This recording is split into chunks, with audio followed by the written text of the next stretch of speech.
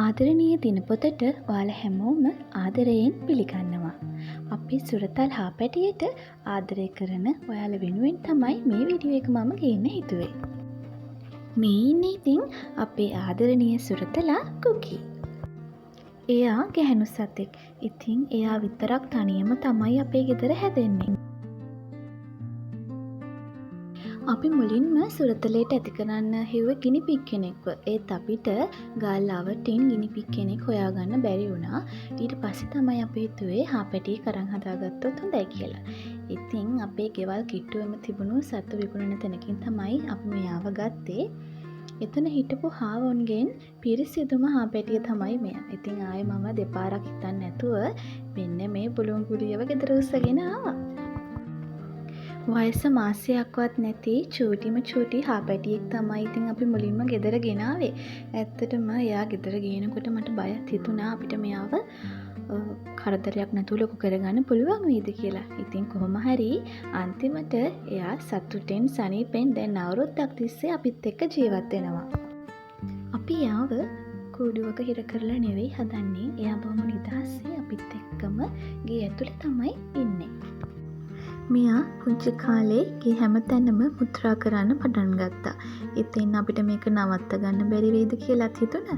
හැබැයි කොහොම හරි අවසානයේ එයා චුට්ට ලොකු වෙනකොට එක තැනකට හුරු වුණා මුත්‍රා කරන්න. අපි එතන බීමට ඝන ඉටි කොලයක් එලලා දැලක් ගහපු ලී රාමුවක් තියලා තියෙන්නේ. ඒකෙම අයිනක අපි යාට කැම දෙන්නත් පුරුදු කරගත්තා. ඒක ජරා වුණාම ඉතින් අපි එයාට ඒක සෝදලා ඔය වේලලා ආයෙත් පිරිසිදු කරලා තමයි දෙන්නේ. කොළ ಜಾති වලින් කංකුම්, මුකුණු වැන්න, ගොඩු කොළ, ආපස්ස මදුවැල්, උඳු පියලිය, දඹල කොළ මේ කොළ ಜಾති එයා කන්න ගොඩක් ආසයි. අපි එයාට තව කුප්පමීනිය, කොස් කොළ වගේ දේවලුත් සති දෙක තුනකට සැරයක් කෑමට දෙනවා.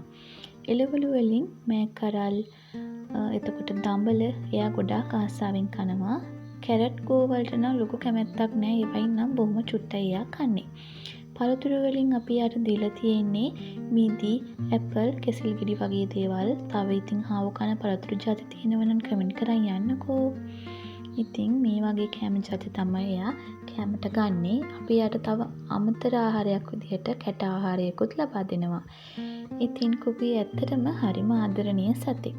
එයා හරි කැමති ඔළුව අත ගන්නවට. අපි ඉතින් පුටුවක වාඩි වෙලා හිටියොත් එයා හනික අපේ උකුලට පැනලා ඇවිල්ලා අපිට ඔළුවෙන් එන කියන්නෙම ඔළුව අත ගන්න කියලා. අපි ඔළුව අත ගන්න එක නතර කරොත් එයා අපිව ලෙව කාලා ආයෙත් ඔළුවෙන් එන කියනවා අපිට ඔළුව අත ගන්න කියලා. ඉතින් එයා දවල් කාලේ නම් කරන්නේ කාලා කොහාට හරි වෙලා නිදා ගන්නවා. හැබැයි හවස 5:00 වගේ වෙනකොට නම් එයා හරියම ඇක්ටිව්. ඊට පස්සේ ඉතින් එයා අපේ පස්සෙම තමයි. අපි යන්නේ කොහෙද? හැම තැනකටම එයා අපේ පස්සෙම එනවා. මෙයාගේ ඉතින් හුරතල් වැඩ වගේම නෝටි වැඩක් තියෙනවා. හැබැයි ඒ මොනවා වුණත් මෙයා කෙරේ තියෙන ආදරේ පුංචිමවත් අඩුවක් වෙන්නේ නැහැ, වැඩි වෙනව මිසක.